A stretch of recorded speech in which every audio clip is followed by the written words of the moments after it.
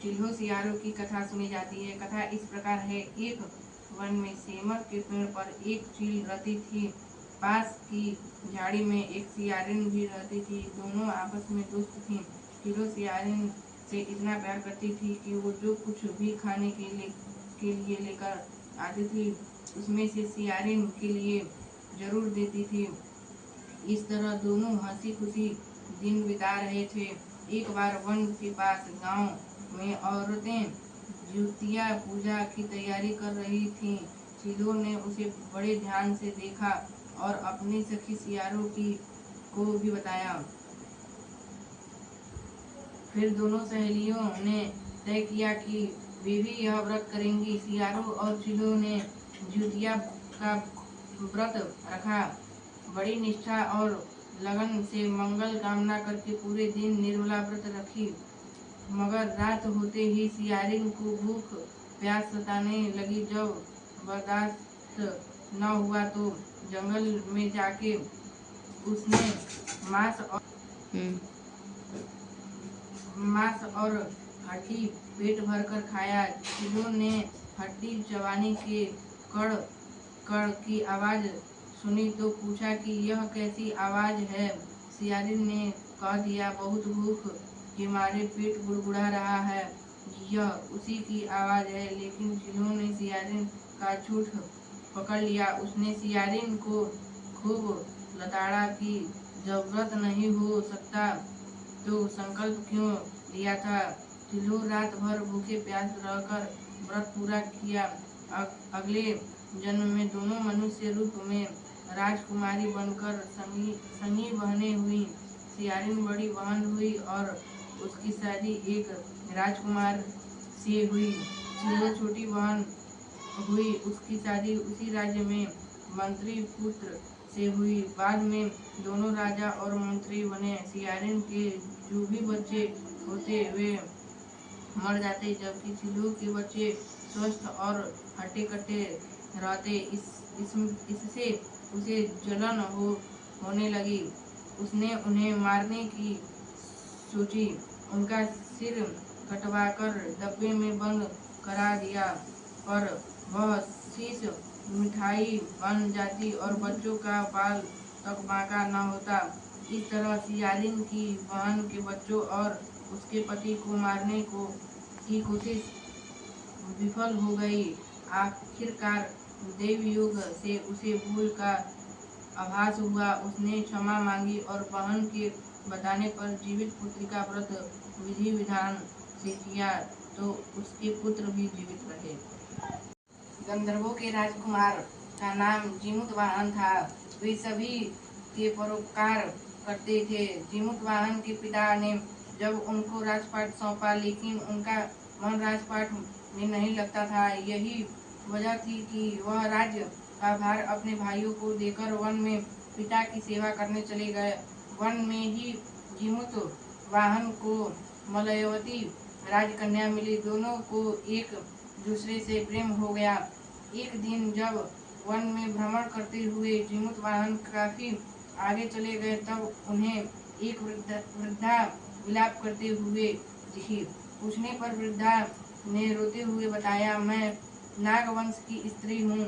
मुझे एक ही पुत्र है। पक्षीराज गरुड़ के कोप से मुक्ति दिलाने के लिए नागों ने यह व्यवस्था की है। वे गरुड़ को रोजाना भक्षण के लिए एक युवा नाग सौंपते हैं। आज मेरे पुत्र शंखचूड़ की बलि का दिन है। आज मेरे पुत्र की जीवन पर संकट है और थोड़ी देर बाद ही मैं पुत्रवाहिनी हो जाऊंगी। एक स्त्री के लिए इससे बड़ा दुख होगा कि उसके जीते जी उसका पुत्र न रहे। जीमूतवाहन को यह सुनकर बड़ा दुख हुआ। उन्होंने उस वृद्धा को आश्वस्त करते हुए कहा, डरो मत। आश्वासन करते हुए कहा, डरो मत, मैं तुम्हारे पुत्र के प्राणों की रक्षा करूंगा। आज उसके स्थान पर स्वयं मैं अपने आप को उसके लाल कपड़े में ढककर वधशिला पर लेटूंगा, ताकि गरुड़ मुझे खा जाए पर तुम्हारा पुत्र बच जाए। इतना कहकर जीमूत वाहन ने शंखचूड़ के हाथ से लाल कपड़ा ले लिया और वे उसे लपेटकर गरुड़ को बलि देने के लिए चुनी गई वध्यशिला पर लेट गए। नियत समय पर गरुड़ आए और लाल कपड़े में ढके जीमूत वाहन को पंजे में दबोचकर पहाड़ के शिखर पर जाकर बैठ गए। गरुड़ ने अपनी कठोर चोंच से जीमूत वाहन पर प्रहार किया। जीमूत वाहन के शरीर से मांस का बड़ा हिस्सा नोच लिया। इस पीड़ा से जीमूत वाहन की आंखों में आंसू बह निकले और वह दर्द से कराहने लगे।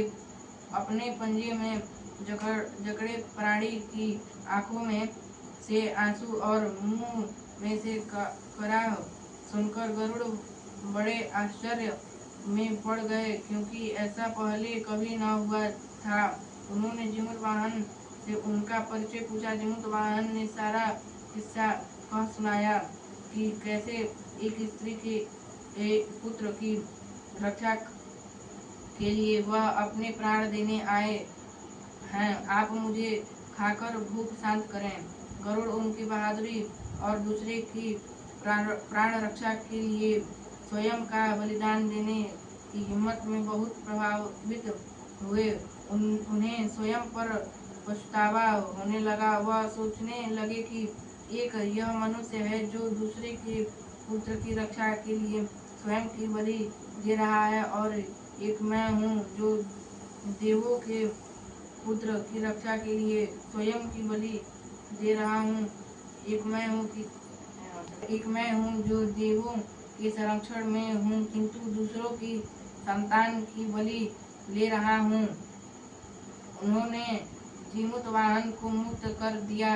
गरुड़ ने कहा, हे मनुष्य, मैं तुम्हारी भावना और त्याग से बहुत प्रसन्न हूँ। मैंने तुम्हारे शरीर पर जो घाव किए हैं उसे ठीक कर देता हूँ। तुम अपनी प्रसन्नता के लिए मुझसे कोई वरदान मांग लो।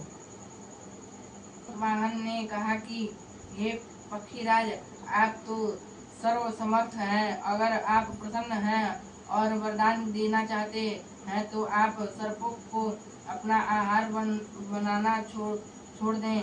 आपने अब तक जितने भी प्राण लिए हैं उन्हें जीवन दान दें। गरुड़ ने सबको जीवन दान दे दिया और नागों की बलि न लेने का वरदान भी दिया। इस प्रकार जीमूत वाहन के साहस से नाग जाति की रक्षा हुई। गरुड़ ने कहा कि तुम्हारी जैसी इच्छा वैसा ही होगा।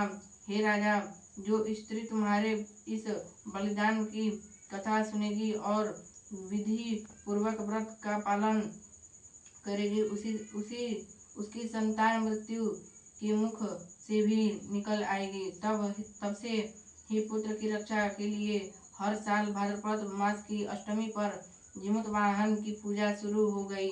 यह कथा कैलाश पर्वत पर भगवान शंकर ने माता पार्वती को सुनाई थी। जीवित पुत्रिका के दिन भगवान श्री गणेश, माता पार्वती और शिव जी की पूजा एवं ध्यान के बाद ऊपर बताई गई व्रत कथा भी सुननी चाहिए।